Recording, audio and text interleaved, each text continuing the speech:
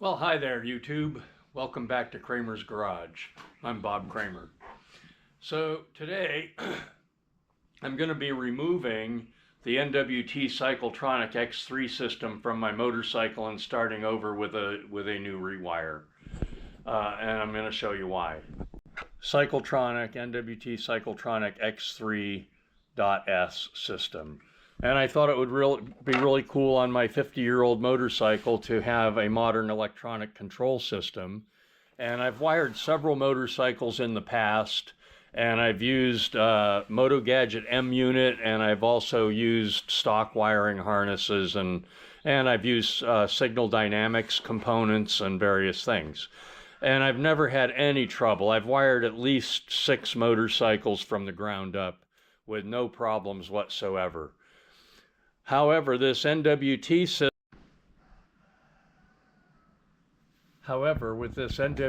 system, I'm just not getting anywhere. So I'm going to remove it, and I'll tell you what happened. Here's the story, and this has been ongoing for more than 6 weeks now. So when I first ran the bike, my first test ride, I got about 20 minutes into it, and the starter motor kicked in while I was riding the bike. So I pulled over to the side of the road, shut the ignition off, and then restarted the bike, and it was okay. Started up. I started heading back toward home, and a couple minutes later it did the same thing. The starter motor just kicked in, and then I stopped again, and then when I stopped again, I noticed also that my headlight had stopped working and my horn was no longer working. So I came back, I got home, and I was troubleshooting, looking at this and that to see what might be wrong, and I left the ignition key on. Bike was sitting on the center stand with the ignition key on, and I turned my back on it to get something off my workbench, and the bike just started up by itself.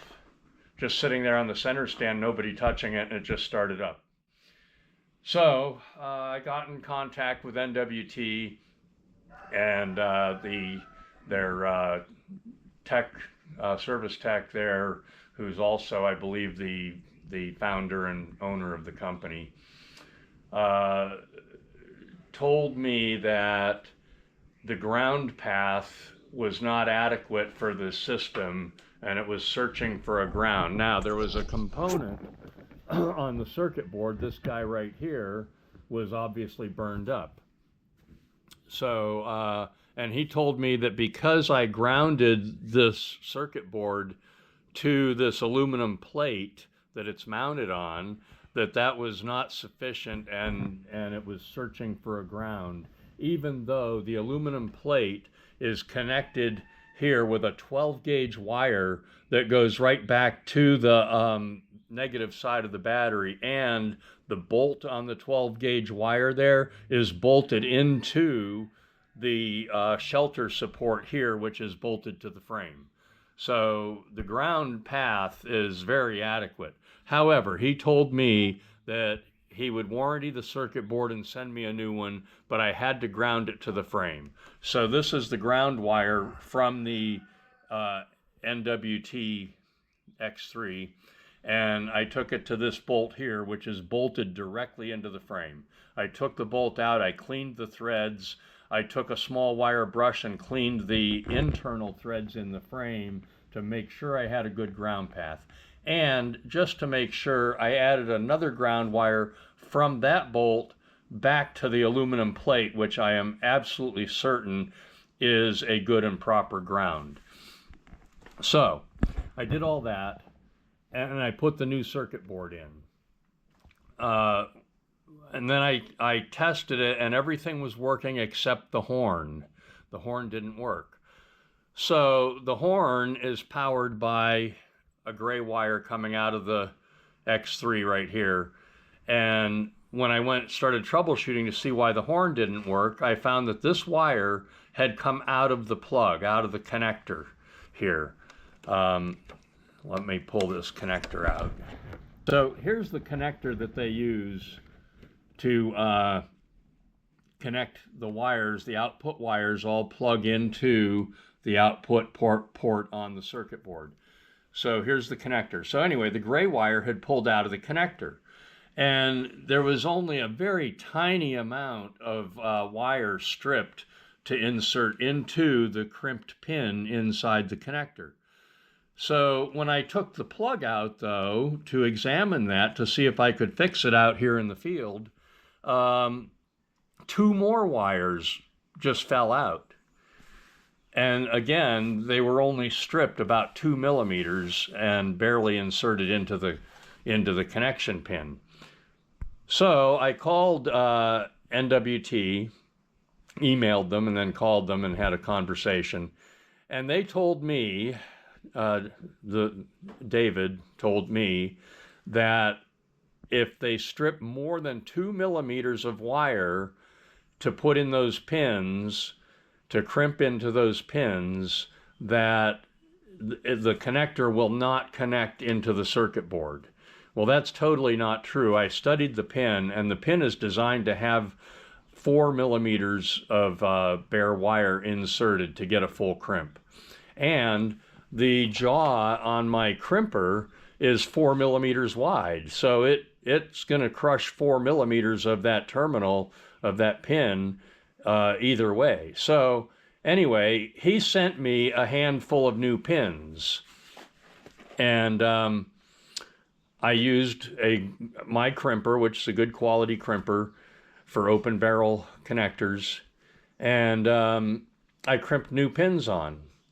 I stripped between 4 and 4.5 millimeters of wire for each pin, and I redid 4 of them because another one then also, when I pulled on all of them, another one came out. So I redid 4 of them, and I stripped 4 to 4.5 millimeters, crimped them, inserted the pins, and they worked fine. They inserted fine, and it connected to the circuit board fine. I don't know if you can see that, but all the pins are in there. It's all intact. Everything is good. So I rode the bike again, and after about 20 minutes, the starter motor kicked in again. And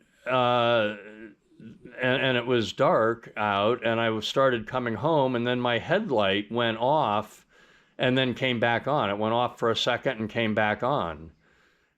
Just before I pulled in my driveway. I pulled in the driveway and came up in the garage, and the starter motor kicked in again, and the horn started blowing. So I shut the bike off, and now every time I try to start it, I turn the key on, the horn blows. I've already disconnected the output. I can reconnect this and show you guys what it's doing. Hang on a second.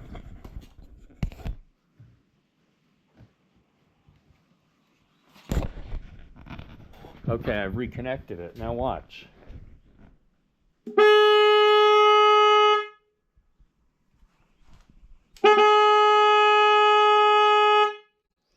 So anyway, upon examining the board, it looks like 2 components have burned up. This one and then this one over here. So there's 2 burn marks on the board. Now, I'm not an amateur at wiring. To give you a little bit of my background, I was an electronic technician and trained at EIT, which is Erie Institute of Technology, 45 years ago. And for many years, I was an industrial electronic technician, and I was wiring industrial automation machinery from scratch, from the ground up, and I am very good at wiring and connecting wires and grounding things, and for the last 10 years I've been working on motorcycles as a hobby, and I've completely wired at least 6 motorcycles from the ground up. 2 of them with a Moto Gadget system, which works great. One of those systems is on my 83 Goldwing that I ride almost every day, and it's been 4 years now with absolutely no trouble at all. And I've wired other bikes with stock wiring harnesses, and I did one using Signal Dynamics products to control the lighting, and that worked really well. And that's been 7 or 8 years now, and the guy that's riding that bike is still riding it, and it's still working. So anyway, I am done with the X3 system. I'm taking it off the bike, and I'm going to rewire it. And one thing that I don't like about this too, I mean, I would have loved to have had this working correctly and been able to ride the bike with it and evaluate it, but I can't really evaluate the system because I can't make it work for more than a few minutes at a time. So anyway, and this whole process has taken 6 weeks. So I've got this fully restored bike here, sitting here, all ready to go, all ready to run, and it runs great. The 20 minutes or so that I was able to ride it, it ran great. But now I've got this fully restored bike here that I can't ride because of this. And so that's going to go.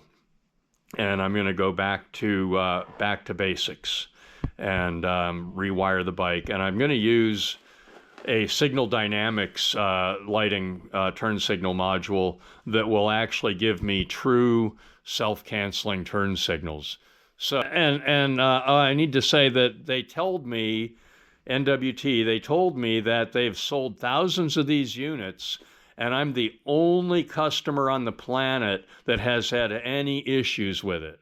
I'm probably one of the most experienced electronic technicians of any of their customers. And so I find it hard to believe that I'm the only person on the planet that has had any issues with this system. But anyway, it's coming off the bike. I can't deal with this anymore. It's coming off the bike. I'm not going to throw good money after bad trying to fix it. I'm just going to take it apart and redo the wiring.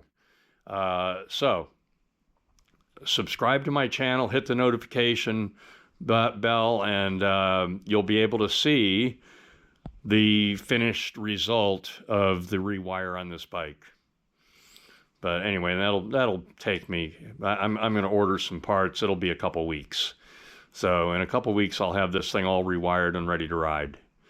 So stay tuned. Thanks for watching.